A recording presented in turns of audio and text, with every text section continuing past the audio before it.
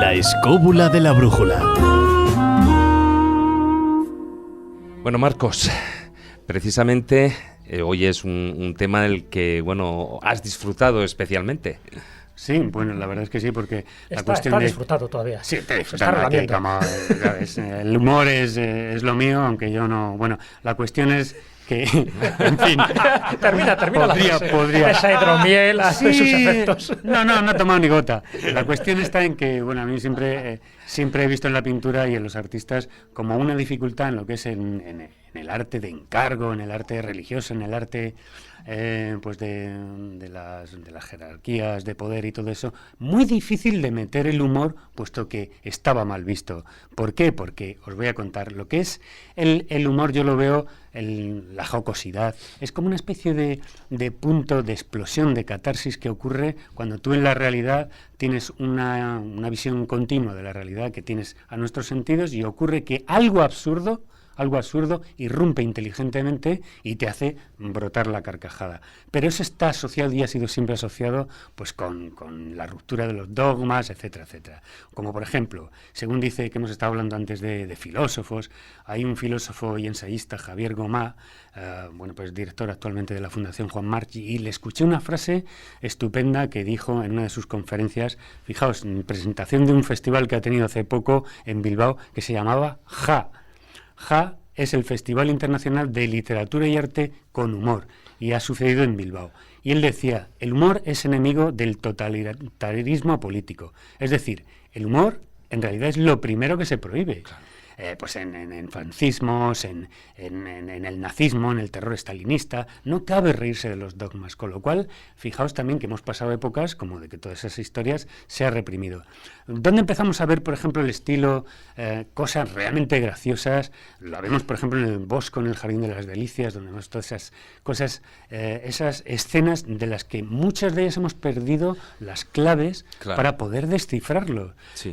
Contemporáneo del Bosco, esto daría para un programa entero, tenemos a Leonardo da Vinci, que a la par que hacía esas auténticas y magistrales estudios de anatomía, y la Gioconda, la Última Cena, todo este tipo de obras maravillosas, él, esas disecciones de anatomía que las hacía con un médico, fijaos lo serias y lo lúgubres que resultan a nuestros días con esas condiciones higiénicas que habría en la época, pero a la par trabajó la caricatura. La caricatura, además, según Giorgio Vasari, que era el biógrafo de muchos artistas renacentistas, cuenta que Leonardo perseguía a la gente, a los artistas, Leonardo perseguía a las personas que tenían facciones deformes, con alguna predominancia de algún rasgo, durante todo el día, para ni más ni menos que memorizar sus rasgos, y hay una cantidad que nos ha llegado de caricaturas con todas esas deformidades, ¿no? Una preciosidad. De hecho, los caricaturistas lo que hacen es exagerar los rasgos más voluminosos de un rostro o de una persona, ¿no? Efectivamente, precisamente, los ilustradores, los caricaturistas, es lo que, por ejemplo, hoy en día está haciendo Gallego y Herrera, es decir, todo este tipo de ilustradores. ¿Qué es lo que hace? Coger un rasgo de la persona y llevarlo al absurdo, llevarlo a lo que es la exageración. Pues aquí tenemos, y además os invito por favor a que veáis Facebook y YouTube, porque he colgado unas imágenes de las caricaturas de Leonardo da Vinci que son una verdadera maravilla. Pero él, aparte de acentuar su memoria visual, su propósito con esto era reflejar esa fealdad para poder tener un sustrato en bruto donde cimentar sus códigos de belleza más idealizados. Pues los códigos de belleza que vemos en la Mona Lisa, en la Virgen de las Rocas, todo este tipo de cosas que realmente, si seguís el hilo, pues tiene su contrapunto. Quiere decir que esa curiosidad imparable del genio pues le llevó a hacer todo este tipo de cosas. Con el Bosco no me meto, pero sí me voy a detener en un cuadro bastante grande de un coetáneo de Leonardo da Vinci, como fue Peter Bruegel el Viejo, en la que hace este inmenso cuadro que se llama La fiesta del vino de San Martín, que es un cuadro de 2,5 metros prácticamente Está en el de Museo del ancha, Prado, que está ¿no? en el Museo del Prado, lo podéis ir a ver, y es realmente un festival de lo que podría ser la comicidad del gesto, de lo satírico. Y en esta descripción del cuadro pues vemos cómo el motivo de esta fiesta pues es cuando en esta fecha, la fiesta de San Martín, el 11 de noviembre, en toda Europa se celebra ese final de la cosecha para brindar con el vino nuevo. Bueno, pues aparece en el cuadro un tonel enorme pintado de rojo, en el que una multitud de hombres, niños, ancianos, tullidos, se acercan pues con todo lo que pillan a coger vino que se les va cayendo. Pues unos utilizan escudillas, sombreros, zapatos.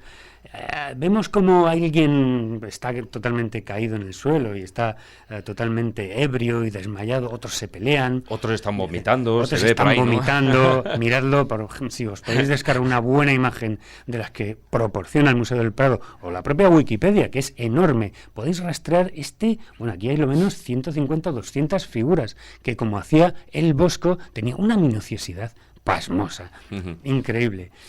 A la derecha podemos ver pues al propio San Martín de Tours, a lomos de este caballo, que está cortándose una capa y la da a esta serie de mendigos y tullidos en ese gesto de magnanimidad. Oye, ¿por qué, Marcos, el tema del vino y de los borrachos y de las borracheras da tanto juego a nivel pictórico? Porque realmente lo que hace es que extrapola y saca al individuo de su contexto normal y de su ebriedad cotidiana y le hace hacer tonterías, le hace hacer cosas jocosas. Entonces, lo que hace el Bosco, lo que hace Peter Grubel el Viejo y todo este tipo de pintores llevan, y con ese pretexto de hacer una escena moralizante, no perdamos eso de vista, que decir, pues ahí están haciendo cosas que incluso hasta las madres le daban de beber vino a los niños. Pues con esa excusa moralizante, pues se lo pasan bien. Y es una forma de presentar un humor, pero sin perder de vista la cuestión, cristiana, católica, ejemplarizante, moralizante. Bueno, etcétera. donde eso se rompe es precisamente en el otro cuadro que nos traen, ¿no? En el Triunfo de Baco. Sí, hablando de humor, de borracheras, de risas, tenemos otro ejemplo magnífico en el Museo del Prado, que es la de los borrachos, o el Triunfo de Baco, como se conoce, que ahí os he puesto un esquema para que lo veáis, que es Velázquez, antes de irse a Roma, sin ver nada de Caravaggio y sin ver nada de todo este tipo de arquitectura, de pintura, irrumpe con la realidad, con el naturalismo. ¿Para qué? Para desmitificar precisamente la leyenda mitológica. Coge una serie de individuos que pueden ser mendigos, gente de la calle, y lo que hace es una postura absolutamente burlesca, en la que Baco aparece como un hombre con la piel blanca, coronando con una corona de laurel a alguien que se arrodilla encima, pero podemos ver esas típicas miradas que dirige perdidas, Velázquez. ¿no? Aparte de las miradas perdidas, hay una que es, porque el objeto principal de los borrachos de Velázquez es la risa. La risa, que la tenemos precisamente de este personaje que nos mira a la cara y se nos ríe con esos mofletes enrojecidos de la borrachera, y nos descoloca porque está desmarcándose una leyenda mitológica, la está poniendo al nivel de una ironía, de una burla, de una crítica, y es decir, hasta de un sarcasmo. Esto también lo podemos ver en Goya más tarde, en un artificio que él hace en el cuadro El albañil herido, que es una pintura realizada en un cartón con destino para un tapiz. Pero fijaos qué artimaña hace Goya. En El albañil herido de 1786, también denominado El albañil borracho, aparecen dos hombres transportando a un tercero que está con la cabeza baja, y ellos, los otros... los que está los como llevan, una cuba, totalmente. se mofan de él, se están riendo y tal. Bueno, pues parece ser que el destinatario de este cuadro no le gustó mucho esta idea de esta burla. Al fondo, eso sí, podemos ver unos andamios, unas grúas, etcétera, pero no alcanzamos a ver nada más que el tema de la borrachera. Entonces él coge e inteligentemente lo lleva a su terreno, y al comunicarle que estos destinatarios no quieren este cuadro, dice, vamos a convertir este cuadro, y lo hace de la siguiente forma. Coge a estos dos obreros que transportan a este tercero y lo miran con gesto de preocupación. O sea, y le cambia el título. Lo único que cambia es el gesto de la cara. El gesto, la risa, le quita la el risa humor. y miran como con gesto de preocupación. Vamos, y ahí tiene un... Bueno, el cuadro nunca se llegó a tejer en tapiz, pero ahí quedan los dos testimonios de cómo Goya hábilmente cambia el gesto de las personas y lo traduce y lo titula como el albañil herido. Pero es que, investigando esto, ¿sabéis lo que pasó?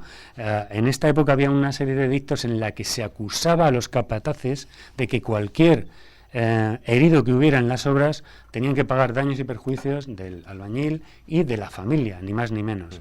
Con lo cual, ahí tenemos esa especie de crónica y crítica social que hizo Goya magníficamente. Podemos ver, por ejemplo, que Baudelaire hizo un ensayo, el primer ensayo que se le conoce o que se conoce sobre lo cómico y el humor en el arte, y habla de que el artista contemporáneo lo que hace es que rompe el idealismo con el naturalismo y la realidad. Y hay un tercer elemento que es el humor. El humor lo que hace es que lo convierte al artista en un elemento netamente contemporáneo y te nombra pues a Goya, Delacroix, a William Hogarth y a Granville. William Hogarth es muy conocido por todas esas escenas Ya que son desembocan caricaturas como tal, ¿no? que desembocan en nuestro cómic, en nuestra Claro. tira cómic, en nuestro periódico actual. Es decir, lo que hace Hogarth es una disección y una crítica social, incluso él pinta cuadros y hace grabados de sus propios cuadros. Incluso le llegaron a piratear un montón de obra en toda Europa sin él, lógicamente, percibir ningún tipo de estipendio por esas historias, ¿no? Tenemos, y os cito, a la Jean Lane, que es la calle de la Ginebra, de William Hogarth, que está pues, a mediados del siglo XVIII, es el primer anuncio que conocemos contra el consumo de drogas, y veréis, es lo más potente que se ha hecho, que fue creado por Hogarth, y la cuestión fue, vamos a hacer un anuncio para criticar el consumo de la ginebra, y sin embargo hace otro grabado en el que le llama la calle de la cerveza. Luego, poco después, se supo que fue pagado por los fabricantes de cerveza, y estos grabados circularon por toda Europa. Los banqueros, la vida de un libertino en la taberna es otra serie de cuadros, que es lo que hacía el Story Painting Comic, donde hay una crítica social hacia estas clases altas que se gastan el dinero en alcohol y en prostitutas, es decir, la vida de las prostitutas, etcétera. Hombre, de todas maneras, el último pintor, yo creo que ahí sí que es el que ha sido utilizado como símbolo de la crítica social y que ha sido empleado, bueno, en carteles, etcétera, etcétera, y es directamente el heredero del cómic, ¿no? Que es Granville. Exactamente, JJ Granville, igual que en Francia tienen su JJ, nosotros también, aquí tenemos dos JJs, uno periodista y el otro escritor y ensayista.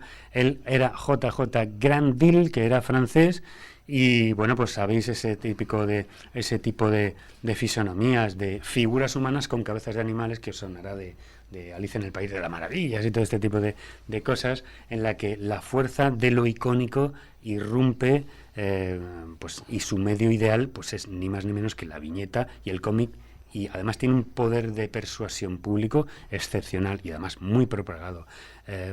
Tiene una que yo he entresacado entre muchas, que es una crítica increíble hacia lo que es el materialismo, es una sátira contra el materialismo, que se llama El becerro de oro.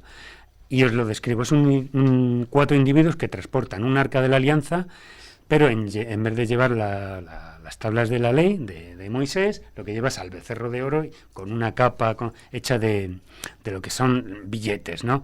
Pero estas cuatro personas que lo transportan, atención a esto, es un banquero, un pirata, un obispo y un judío. Entonces, toda esta comitiva atraviesa por una gente que se arrodilla, se inclina hacia esta comitiva del becerro de oro, y ellos van pisando monedas. Es decir, sencillamente, que para conclusión podríamos decir que el humor ha sido siempre una especie de aglutinante que lubrica todos estos mensajes, pero que a la hora de lanzar ese contenido lo hace maravillosamente, puesto que está teñido de esa especie de aglutinante, que es el sentido del humor, lo jocoso, lo irónico.